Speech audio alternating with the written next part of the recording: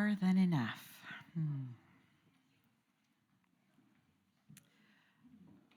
In the beginning was the One presence of the undivided and unmanifest, pure spirit of life, light, and love.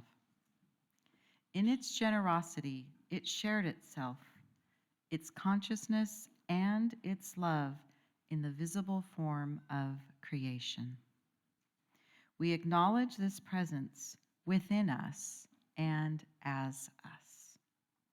The creative energy of the divine feminine and masculine expressing in all of our giftedness and creativity. We acknowledge this in our companion, Mother Earth, and in all sentient beings. This universal presence in everything we call the Christ. We light this candle as a visible reminder of the Christ presence expressing in, as, and through us in this present now moment.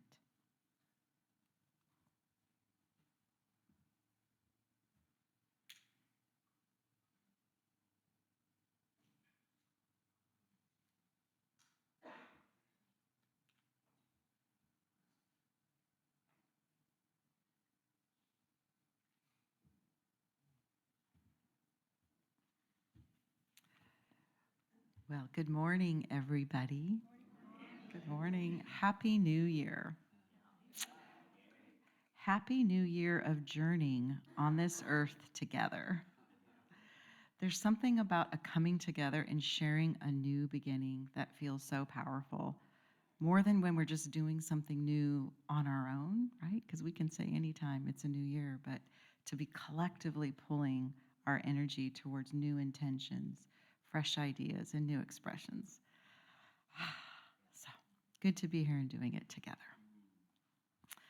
So welcome. I'd like to welcome everybody. My name is Dyann Castro-Wehr, and I'm up here as your service assistant today.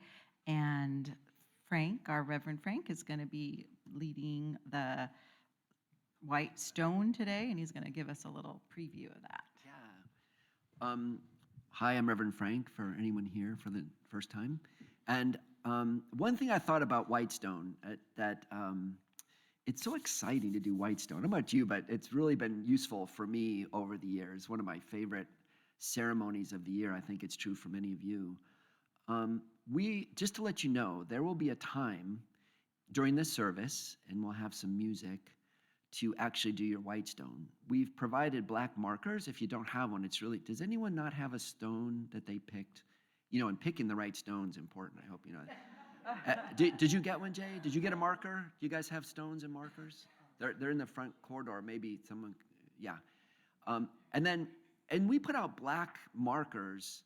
Now, if you're really inspired, I saw Heather just came in and dumped about 20 colors on the table back here. So you can find a green or a red or whatever you need. And I just want to encourage you, there's sort of a process we're going to do, a way we intend to walk together into the space where we can look at our Whitestone. I say that because some of you are already getting itchy to write something down. Patience, we will get there. There will be a point. So anyhow, just offering that, because, and I joke, but in all seriousness, there's a way our ego wants to jump ahead and control the situation, right? You ever experienced that? So we're going to call forward something deeper in ourselves to find this white stone. So I invite you to just go with the flow today, to sit into this process. And by the way, I'll say this now to say it later. Sometimes the actual word or phrase or drawing of your white stone might not come to you for another week or two. And that's fine. You know, let this process happen. And sometimes it comes to you in a flash and it's amazing. And there's no right or wrong. So we'll just move into the space, starting even right now, and inviting you into this white stone space today. And just let Spirit lead you as Spirit will.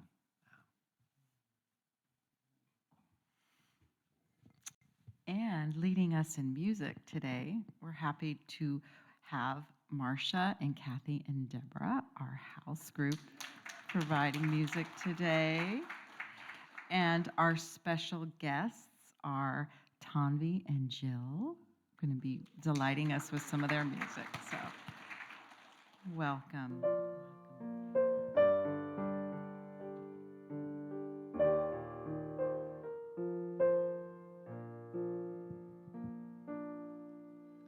I'm held in love, I'm held in peace.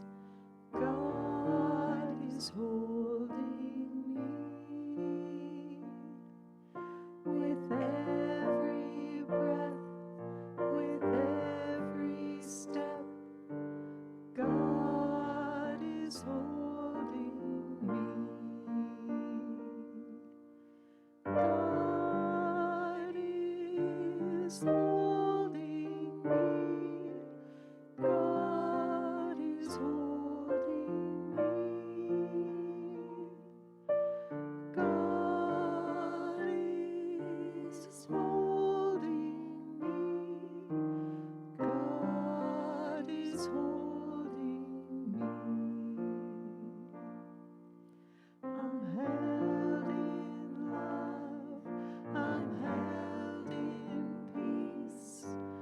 God is holding me with every breath, with every step.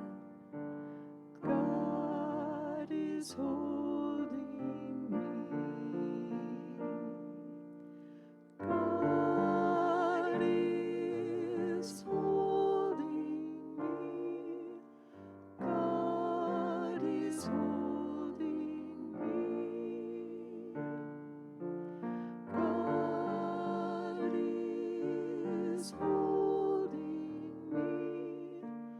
God is holding me. Held in love, I'm held in peace. God is holding me. God is holding me.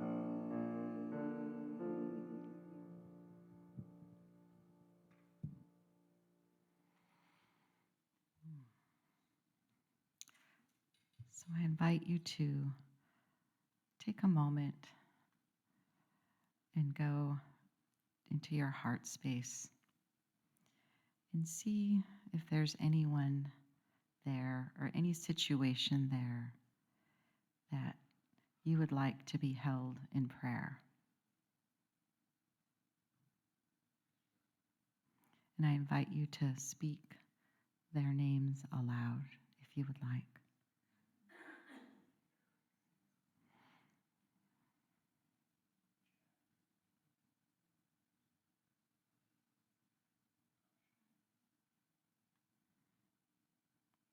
And we affirm the presence of God right there, right now, always present, always with us.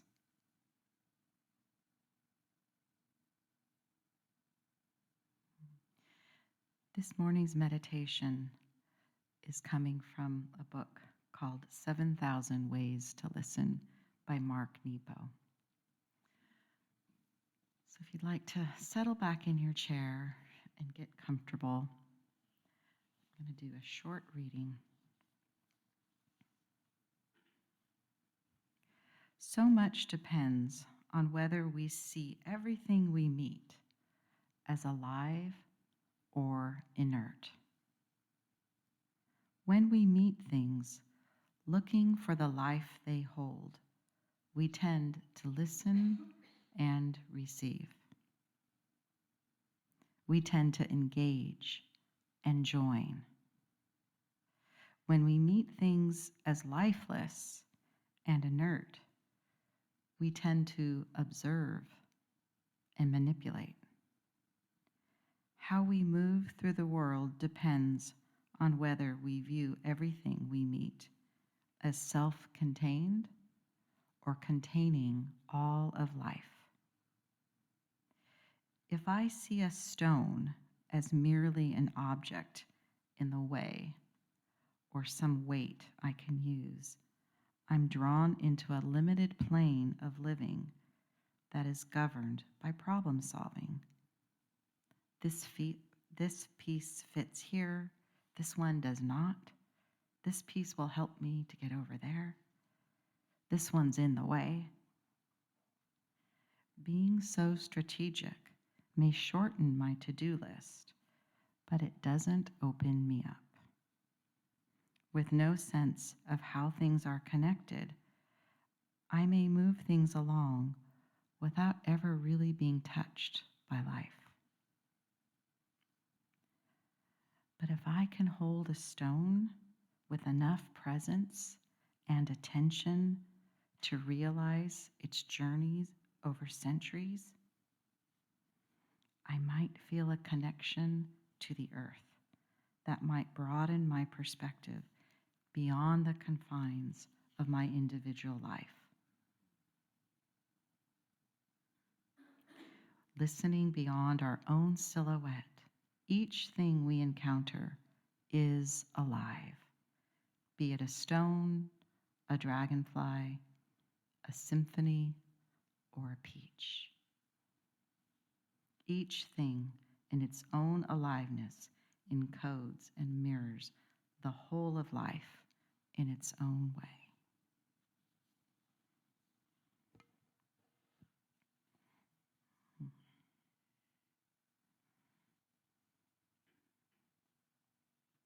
So we'll take this message for a few moments into the silence. Find a comfortable rhythm of your breath and allow whatever is feeling like static or weight or distraction to melt away. Put your attention on your breath, in and out, in and out. And as you follow your own breath, I invite you to rest in the message. I listen to the aliveness in all things.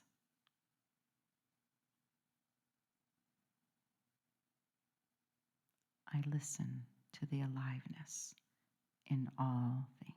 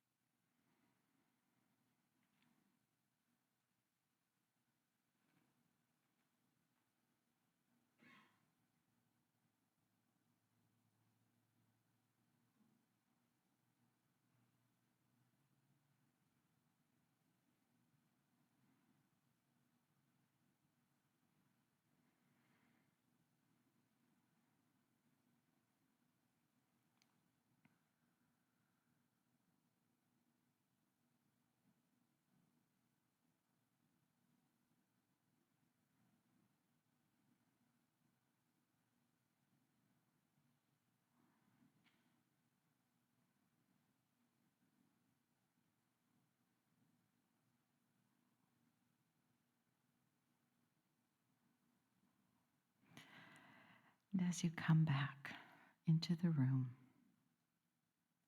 to bringing your attention and presence, I invite you to remember that this aliveness, this ability to tune in, is always there, always present. and we can listen to the aliveness in all things.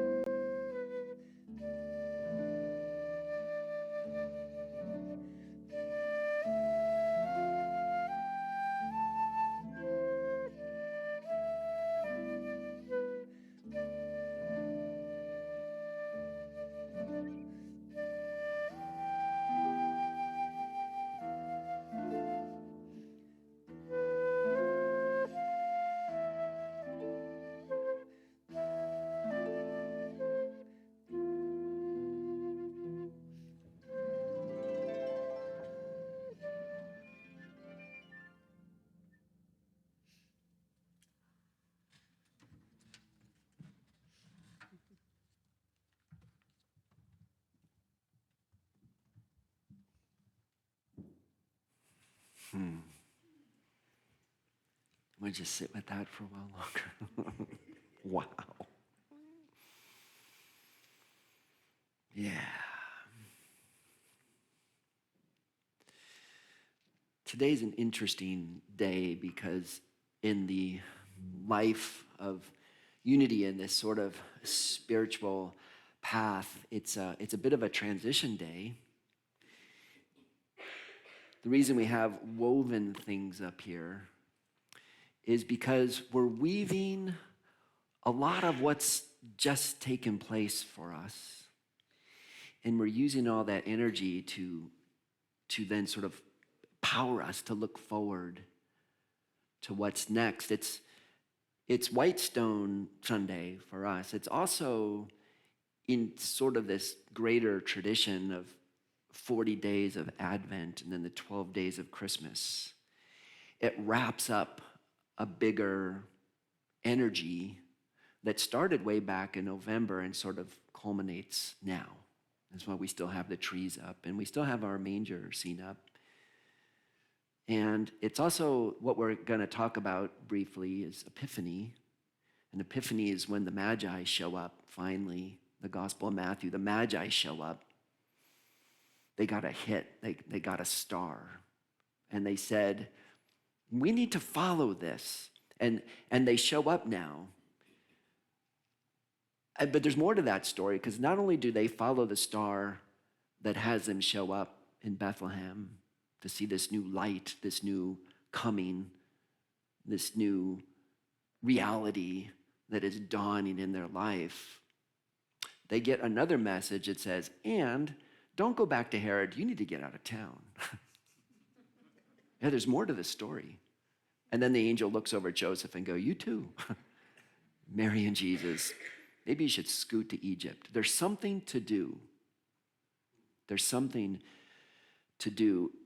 In the unity literature and spiritual literature, the way my spiritual path has unfolded, I share with you, and I know you've shared the similar sensibilities with me, but we have this sense of a personal self, sometimes called an ego self.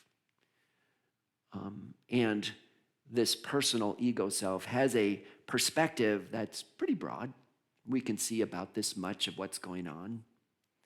And this personal self likes to fix problems and figure out what to do next, and has a lot of notions of cause and effect. Well, if I do this, what's going to happen? And how far out can I see? But that personal self, you might call it the finite self, the mortal self, only has a perspective that's only so big. The deeper truth of us is we have a component of us, and we know this. And one of my teachers, Barbara Marks Hubbard, she likes to call it your universal self or your essential self. In the Vedas, they might call it the Atman, the total divine essence that's alive as me, that self. If, like me, Jesus is your master teacher and you follow the Christian teachings, we call it the Christ self. The Christ self. These are all ideas that are trying to get to the same thing, the infinite self, the transcendent self. People use these different words to try to sense there's something that the mortal self of me can only see this far, but this divine, universal, Christed, essential self, I see beyond that. It's not a matter of logically figuring it out. It's a knowing that's deeper. It's a resonance that comes from a deeper part of us. What I have found for me, what people have shared with me and what seems to resonate with me is, can I go to that temple, that inner temple?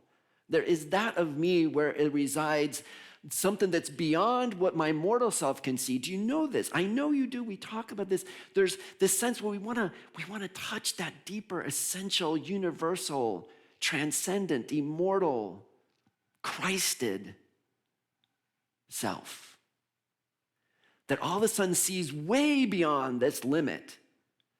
And I say see, not with these eyes, with the eyes of spirit, these spiritual eyes, these other senses, these 5 senses that go beyond the senses of our mortal self, that go and can move on and capture things that go way beyond what's the limit of our mortal self. But to do that, we have to do what we have to exercise an ability, a strength, a principle, a power of our reality, and it's called faith. This month, we have a blue candle.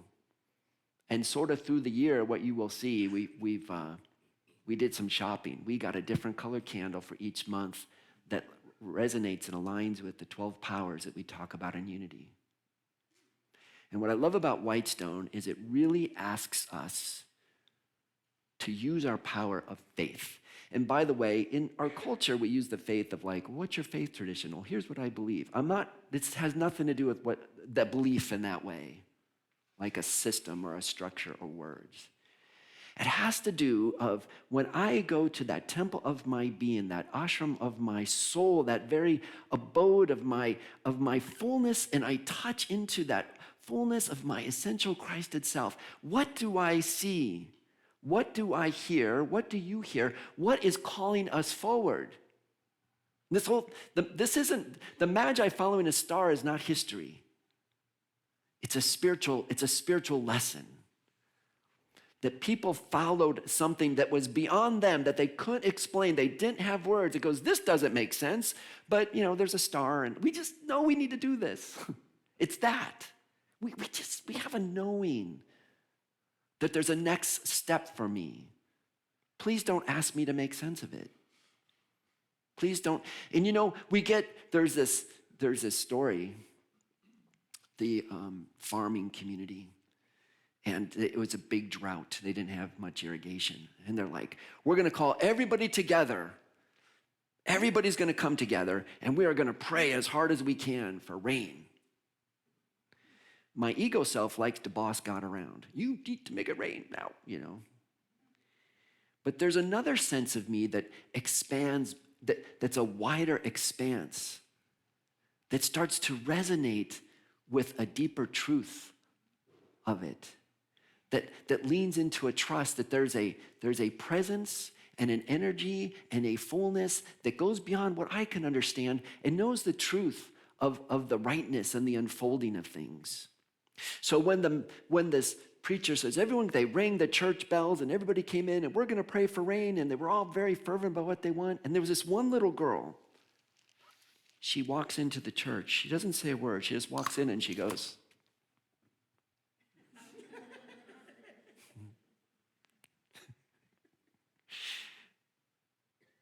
okay.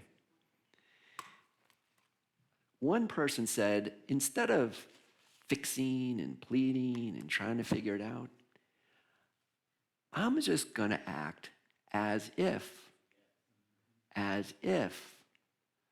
what is desired is unfolding for me right now. What if I lived in a posture of being open, letting my essential self, my universal, my Christed self say, here is the truth of my nature. Here is what I can see with my spiritual eyes. Here is what is unfolding for me now. And I can sense it in the temple of my soul. I know it's my truth. And I'm just going to live as if. I'm going to forward as if.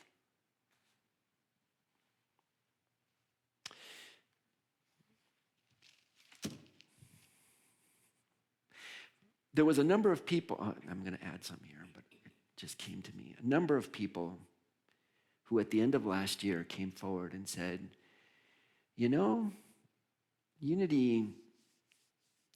ready to be in service to children. Independently, 5, 6, 7, 8 people came and said, we are ready to be in service to children. What if we said, we are now going to start living as if that is our reality, to be in service to children? And then that was my prayer. I'm going to live as if this is my truth. This happened just weeks ago. Many of us have had this discussion. And then I get an email. Dear Reverend Frank, would you be willing? We talked about this Christmas Eve, do you remember? We're weaving here. The region needs someone to be part of a committee that's looking at uniteens for the region. Would you be willing to be on that committee? Yeah, this is how it works. No, I didn't define, those of us who, you know who you are, many of you guys who we've talked about this, let's not define what being in service to children looks like. Let's not define it. What if we lived as if our posture was that we could be in service this way? And then somebody walks in the door and says, oh, I know this place where we really could use some Unity of Bellingham people to volunteer to support children. Would you be willing? We'll talk about this. This is coming.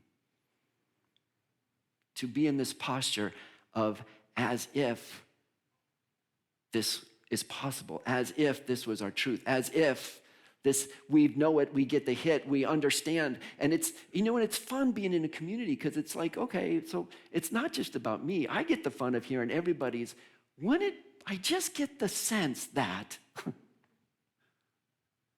for all of us, we get a sense of, and then we start living as if this is already happening. No, how's that going to work? I don't know. Let's figure it out. We'll make a plan. Let's live as if it's already happening. This is what happens when we touch that depth. So last year, we've been doing Whitestone. And I want to turn the mic over now to Sonia, because I love letting other people talk about what happened to them when they opened to this message, got a word, a phrase, a picture, a drawing, and then lived as if that was their truth.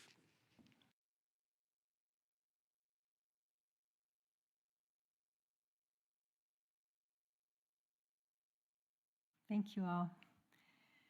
So last year, I came with the word explore the unseen, because I thought this looked like an iceberg. So I drew my little water line, and under the water, what's under the water? What's the unseen? And I wrote dive deep. So the ways I've dove, I had this sitting, just a little reminder, on a little table right outside my bathroom. So I walked by this many times every day. That's one good plan. But how did I dive deep and explore this year? And some of us studied what's in the way is the way, and we were reminded that we're not victims. Everything, the cancer, the dysfunctional family, it's all an opportunity to grow and expand. Such a good reminder. This fall I studied the book. I've been studying the book No Bad Parts, Internal Family Systems. I've done, I'm 73, I've done lots of counseling all over the country where I've lived. And, but being reminded that the messages that we're raised with, I was never to anger anyone. I was not to make waves. I was not ever able to put myself first. And then working with a gifted healer coach from Utah that was gifted to me by a friend, helping me look at my shadow side. I'm an empath. I've been a nurse for 51 years. What do you think? I've got a niece living on the streets in San Francisco who I talk to on the phone as she passes out on the sidewalk, and I hear the passersby checking on her. So how do I learn to not take on other people's pain after all these years of doing that? That's what I've been working on, the shadow side of my empath. And I was able to listen to her right before Christmas as she passed out. And I slept really well that night. And I realized I'm healing. I'm not taking on her pain. I still have great compassion and love for her. As with my friends in Gaza, I was able to walk around and show them the farm and the green and the horses, even though I know they're living in gray destruction. I also been working on the negative self-talk. I was doing dishes a few weeks ago, and I was kind of having some funky thoughts about my kids. And I go, who's miserable? I'm the one who's miserable. Why am I letting myself think this? And so I shifted my thinking. And a couple days ago, they were coming home from skiing, and my house was on the way home, and I said, stop by for some soup. And then my daughter, I talked to her on the way, and she sounded really grumpy. She just wanted to go home. And I go, oh, the kids are all going to be grumpy. Everybody's going to be grumpy. Nobody's going to want this soup. And I go, okay, let that go. I could have soup in the freezer for weeks. That's okay. Who eats this soup? I'm just going to put love in it. Whoever wants it, wants it. The pan was empty when they left. They all love the soup. So I'm learning to let go. My best friend gave me the book Let Them for Christmas, and it's all about let them, quit trying to manage the outcomes. So I've really learned to dive deep, look at what was in there, decide to let go of the outcomes, and now I'm going away for 3 weeks. And I'm going to write my book, because I'm not afraid to be seen anymore as the healer, not just the nurse, which society accepts, but as the clairvoyant healer that I am. So, I didn't expect to cry at this, but thank you all for witnessing and going with me as I explored the deep and the unseen. Bless you all.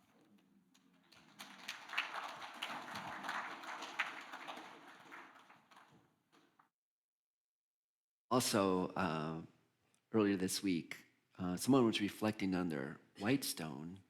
And when you're a poet, the way you do that is you write a poem. So I want to ask Betty to share just a bit about her white stone from last year.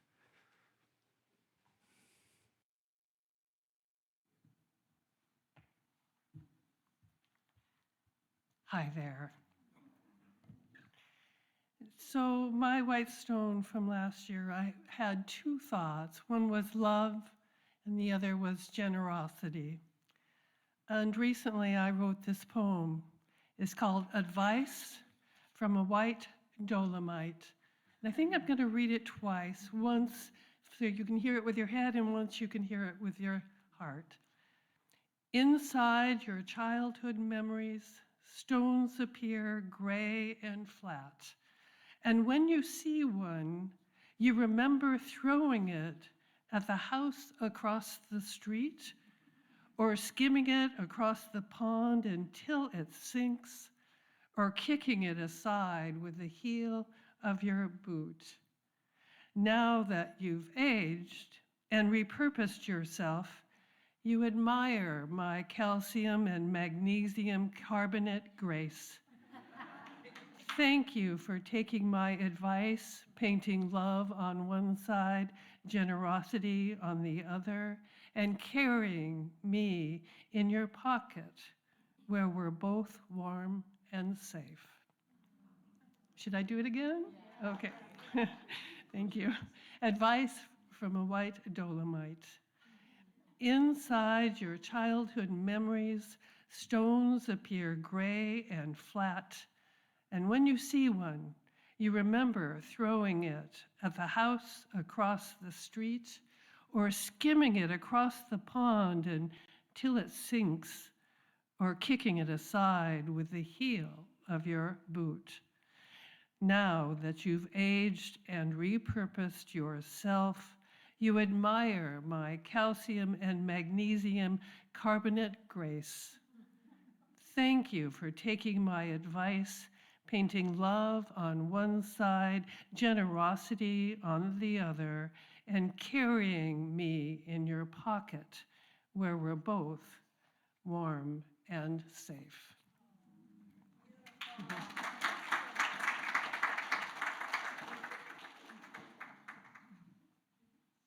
Yeah. And so now it's your turn. So if you would just hold your stone, don't grab the pen, maybe just hold the stone. And I'm going to ask you 3 questions. And then when I'm done, we have about Tanvi's going to sing for us, chant for us a little bit for about 4 or 5 minutes. So no rush.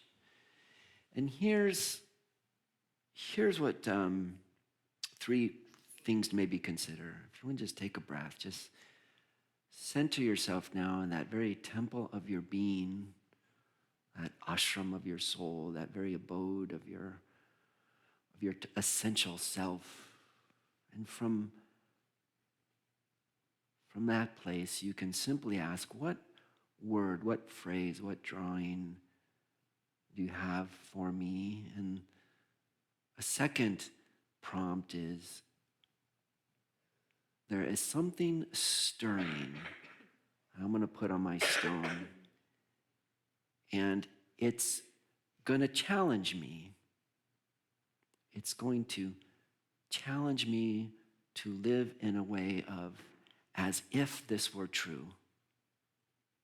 It is going to ask me to step beyond the limits of my mortal, finite perspective and in through that liminal space into the greater world of my universal and Christed self. And the third thing is to affirm, I am not going to be frightened by something that seems risky. there is a healthy risk-taking that allows us to see through the limitations that have held us back in some area of our life. The universal self, the Christ of us, is asking us to look beyond limits and fears that hold us back, to step into a new place where the fullness of our being can shine forth. Take a breath. Yeah, when you're ready today or next week or in a month, it doesn't matter. But take the time now to see what might be showing up. What is Spirit? What is your Christ itself asking you to put on that stone?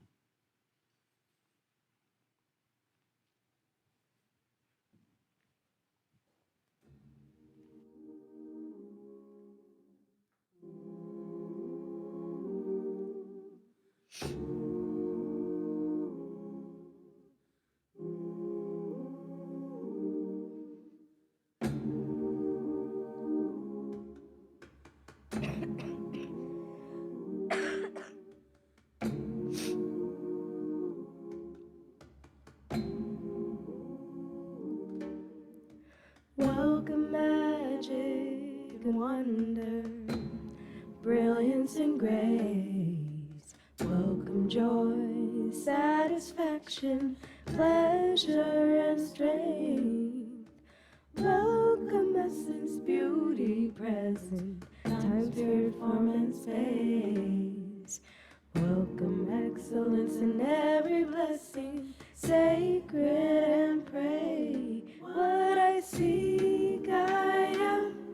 What I wanna know, I understand. All I wish I could, I can. Who I wanna be, I am. What I seek, I am. What I wanna know, I understand. All I wish I could, I can. Who I wanna be, I am.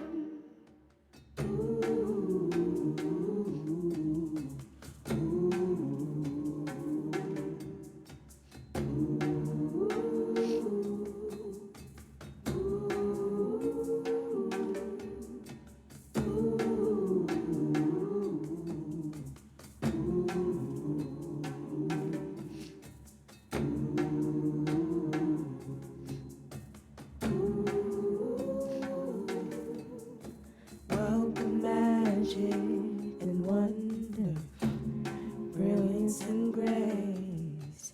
Welcome joy, satisfaction, pleasure and strength. Welcome essence, beauty, presence, time, spirit, form and space. Welcome excellence in every blessing, sacred and praise. What I seek, I am.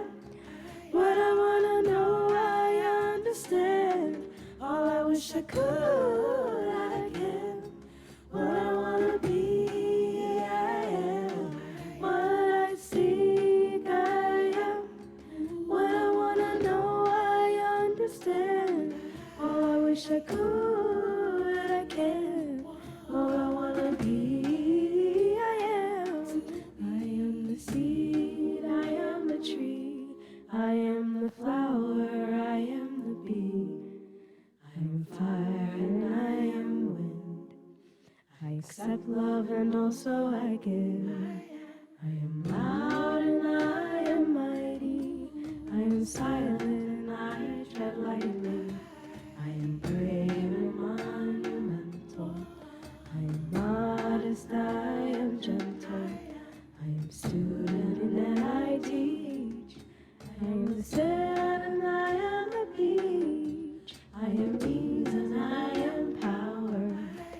I am bridge and I am tower. I am reason and I am wild. I am mother, I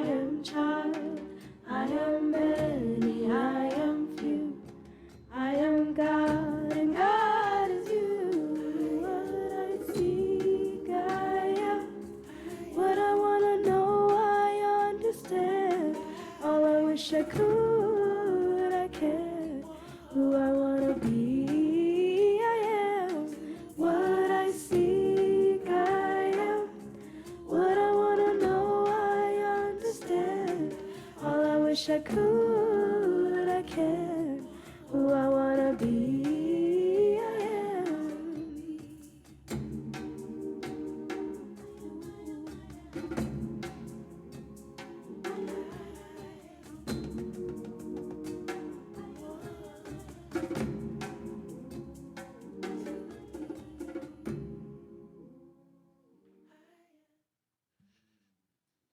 Tommy.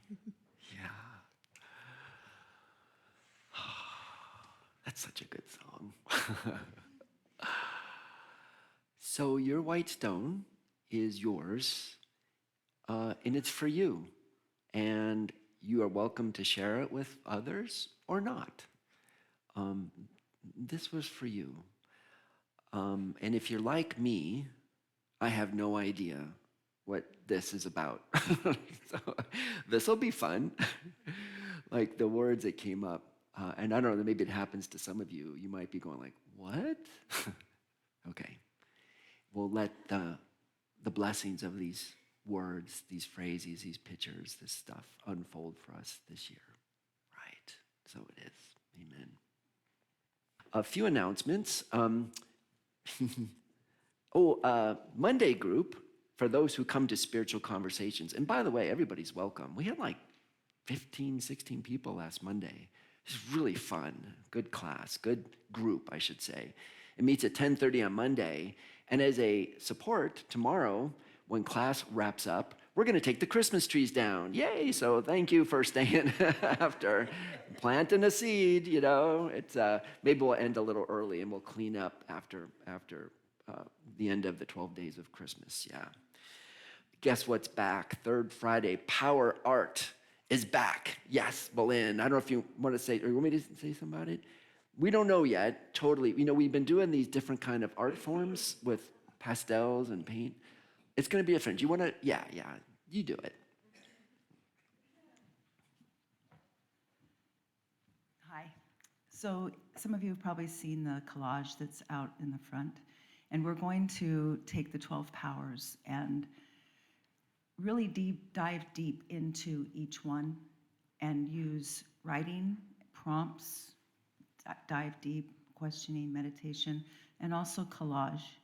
Collage is a way that pictures what calls you, kind of like the white stone, what calls you, the pictures, the patterns, the textures, and then have conversations with those images when it's all finished. They become kind of a soul collage, and you can put it up and look at it for the month and deepen your understanding of each of the 12 powers.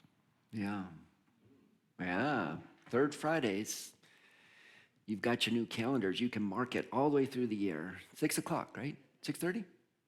6:30. Third Fridays. Okay. Thanks, Malin.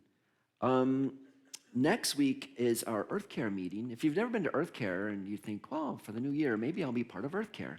We hang out right after on second Sundays. I looked at the calendar, it's going to be raining. So we're probably not going to be doing anything in the back. There's stuff to do, trust me. The wind has made a mess of our trails, but that's good. We'll get to it. But we are planning our our Earth Day event, which is going to be fun. And we're going to have film, and we're going to have build bird cages. Jim, I'm just dropping birdhouses, not bird cages, birdhouses, yeah. Jim's like going, what? Or give us guidance. So if you're interested in being part of Earth Care for this year. Another thing, in this new year, so we used to have this thing called Movers and Shakers, but I'm going to suggest on second Tuesdays, we're going to change that to the group that works on fun and funds, the fun and funds group. And we've got a lot of good things already brewing for next year. And a lot of them are fundraisers and natures, but all of them are a lot of fun to be a part of.